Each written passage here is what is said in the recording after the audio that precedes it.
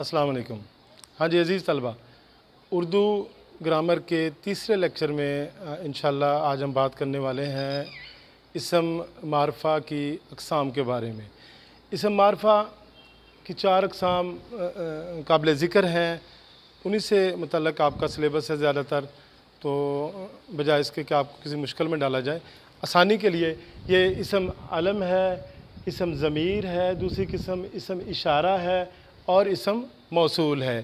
اسم علم کہتے ہیں کہ وہ نام جو کسی شخص کا خاص نام ہو یا اس نام کو وہ لفظ جو کسی خاص نام کو ظاہر کرے، جیسے قائد اعظم ہے، اسی طرح جیسے شاعر مشرق ہیں اور بہت سارے نام ہیں، تو ان کی تفصیل دیگر اسم علم کی اقسام ہیں، اس میں ہم ڈسکس کرنے والے ہیں۔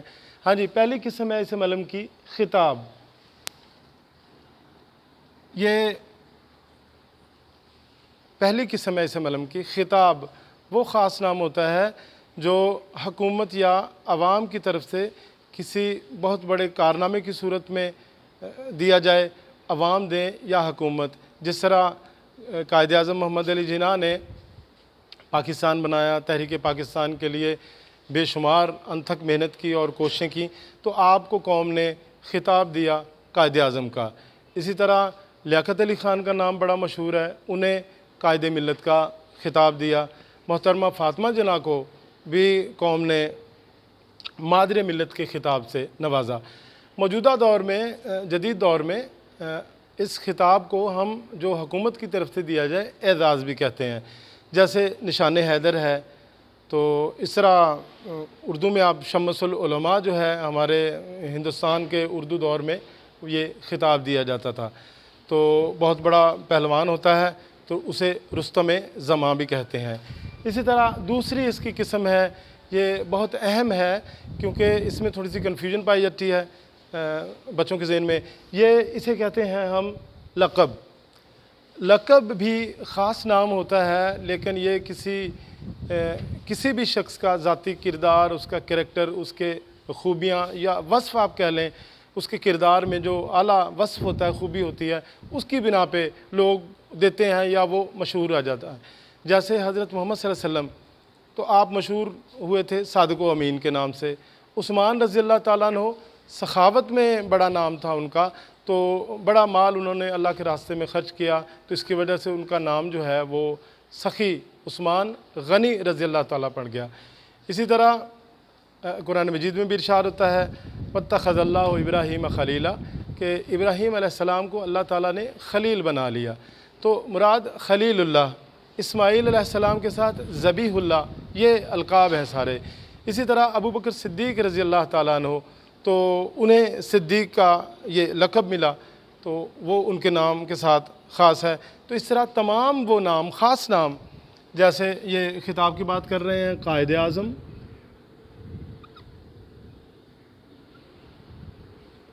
شاعر مشرق بھی ہم کہتے ہیں، پھر شمس العلماء،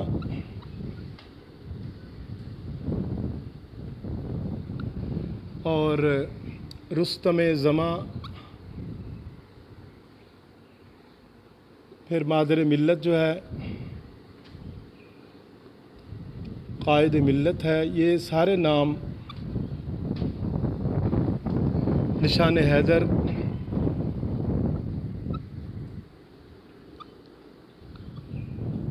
وغیرہ، یہ سارے نام خطاب ہیں۔ اب لقب کے میں لکھ رہا ہوں، جو میں نے ابھی وضاحت کی ہے، لکھ رہا ہوں جیسے خلیل اللہ،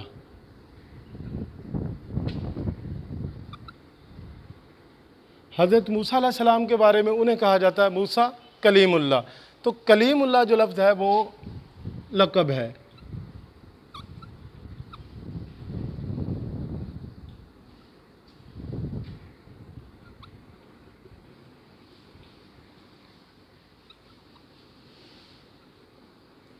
سر یہ لکھ دوں اس صحابی کے نام کے ساتھ،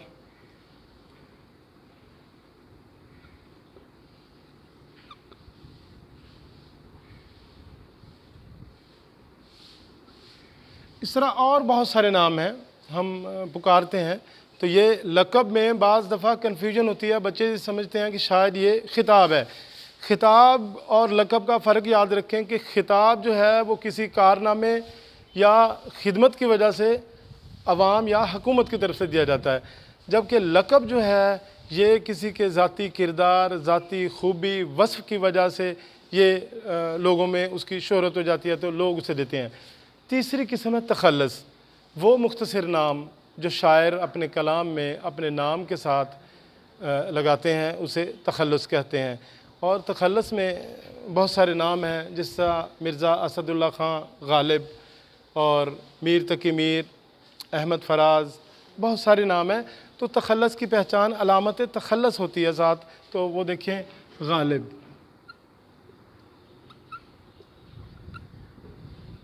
میر،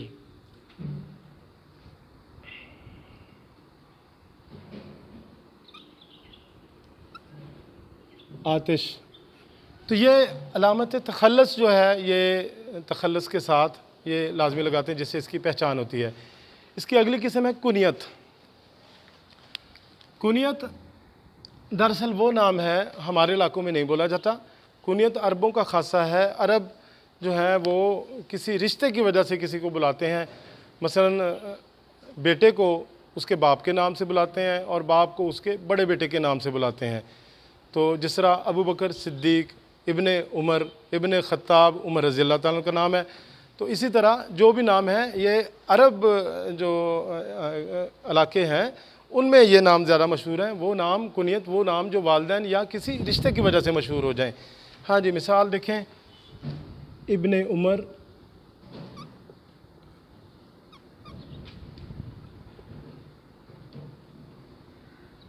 ابو بکر،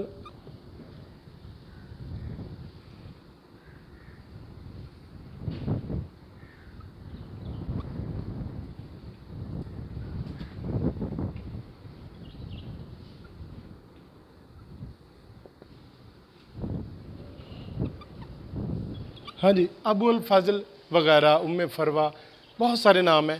تو عمومی طور پہ ہمارے اسلامی قصوں میں، روایات میں، احادیث میں، عربوں میں آج بھی آپ جائیں تو عرب جو ہے کنیت سے پکارتے ہیں۔ آخری قسم ہے عرف۔ عرف بھی خاص نام ہوتا ہے، وہ خاص نام جو پیار، محبت یا نفرت کی وجہ سے پکارا جائے تو اسے اردو قواعد میں عرف کہتے ہیں۔ جیسے کسی کا نام ہو، اس کا بگاڑ کے، مثلا جمیل ہے تو اس کا نام جیلا کے نام سے پکارا جاتا ہے۔ ہاں جی، اس طرح شاہد کسی کا نام ہے تو اسے شادہ کے نام سے پکارا جاتا ہے۔ تو چھوٹے بچے جو ہیں پیار سے، بچی ہے تو گڑیا یا ببلی اس کا نام رکھ دیا، گوگا نام رکھ دیا۔ تو اسی طرح کے یہ نام جو ہیں یہ عرف کہلاتے ہیں۔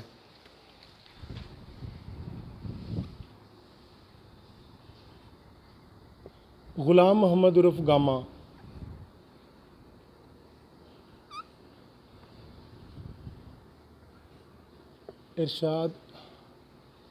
ارشاد کو شادہ کہیں گے، وغیرہ وغیرہ۔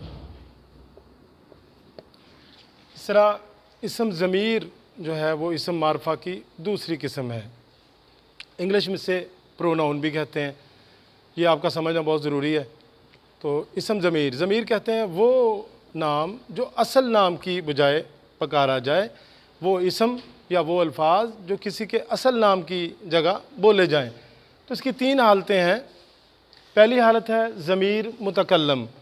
متکلم کہتے ہیں کلام کرنے والا، انگلش میں سے کہیں گے فرسٹ پرسن، بولنے والا۔ تو اس میں میں اور ہم، میں واحد ہے، ہم جمع ہے۔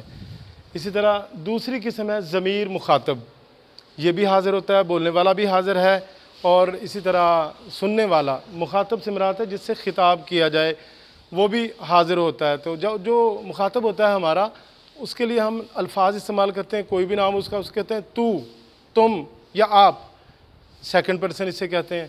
اسی طرح تیسری قسم ہے ضمیر غائب، یعنی وہ شخص جو موجود نہ ہو، غیر حاضر ہو، تو اس کے لیے ہم وہ اس سے انہیں کا لفظ استعمال کرتے ہیں۔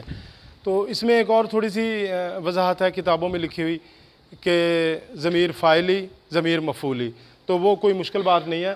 فاعل ہے, فاعل ہوگا تو لفظ آئے گا میں, مفعول کے لیے آئے گا ضمیر متکلم, مفعول کے لیے آئے گا تو مجھے, ہم کا ہمیں, ہم جو ہے یہ فاعلی حالت ہے, ہمیں مفعولی حالت ہے. اس طرح ضمیر مخاطب میں تو یا تم یہ فاعلی حالت ہے, تمہیں یہ مفعولی حالت ہے. ضمیر غائب میں وہ فاعلی حالت ہے, اسے یہ مفعولی حالت ہے. اسم معرفہ کی تیسری قسم ہے اسم اشارہ. اسم اشارہ وہ الفاظ یا وہ اسم جو کسی قریب یا دور کی چیز کی طرف اشارہ کرنے کے لیے استعمال ہوں, اسے اسم اشارہ کہتے ہیں. اس کی دو قسمیں ہیں. ایک ہے اسم اشارہ قریب, یعنی قریب کی چیز کی طرف اشارہ کرنے کے لیے استعمال ہوتے ہیں, تو وہ لفظ ہوتا ہے یہ کرسی, یہ میز, یہ شخص وغیرہ وغیرہ. وہ الفاظ بلکہ ایک ہی لفظ ہے کہ جو دور کی کسی چیز یا شخص کی طرف اشارہ کرنے کے لیے استعمال ہو, اسے وہ کہتے ہیں. وہ لڑکا, وہ درخت, وہ مسجد. اور یہ آخری اس کی قسم جو ہم ڈسکس کر رہے ہیں آج, اور بھی ہیں, اسم استفہام ہے, تو وہ اپنے موضوع کے حساب سے آئیں گے, پھر انشاءاللہ بات کریں گے. لیکن اس آج کے ہمارے لیکچر میں اسم موصول, موصول کا مطلب ہوتا ہے ملنا, یعنی وہ الفاظ جب تک ان کے ساتھ کوئی اور الفاظ یا جملہ نہ لگایا جائے ان کے معنی واضح نہیں ہوتے. تو بہت سارے الفاظ ہیں, چند ایک ہیں جو کوئی جنہیں مثلا جو شرارت کرے گا وہ سزا پائے گا, جس نے چوری کی وہ پکڑا جائے گا, وغیرہ وغیرہ. تو یہ آج کا ہمارا لیکچر تھا. اگر آپ کو لیکچر پسند آتا ہے تو آپ اس کو لائک کریں اور چینل سبسکرائب کریں. اگلے لیکچر میں انشاءاللہ ہم اسم نکرہ کی اقسام پہ بحث کریں گے. تب تک کے لیے اللہ حافظ.